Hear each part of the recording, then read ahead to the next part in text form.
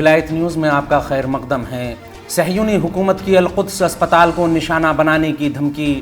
غزہ میں عام رہائشی بستیوں اور عام شہریوں پر بمباری کر رہے اسرائیل نے مسجدوں، عبادت گاہوں کے ساتھ ساتھ اسپتالوں کو بھی اپنی اس وحشیانہ مہم کا نشانہ بنایا ہے۔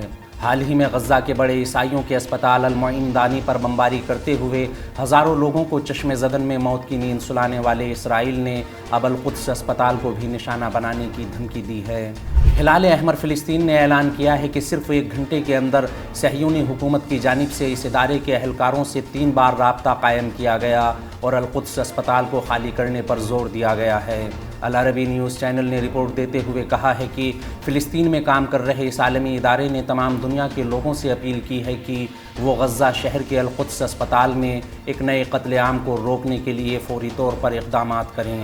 ہلال احمر کا کہنا ہے کہ اس اسپتال میں فی الحال 400 سے زائد مریض ہیں، جبکہ صہیونی بمباری سے بچنے کے لیے 12,000 افراد نے یہاں پناہ لی ہوئی ہے۔ غور طلب ہے کہ صہیونی حکومت نے المعین دانی اسپتال پر بمباری کر کے اپنی تاریخ کے سب سے گھناؤنے جرم کا ارتکاب کیا۔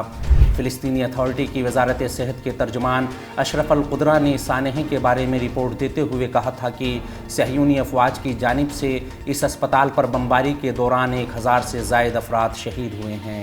اس خبر میں فی الحال اتنا ہی۔ قومی، بین الاقوامی اور عالمی اسلام کی اہم خبروں سے باخبر رہنے کے لیے ولایت نیوز سے جڑے رہیے۔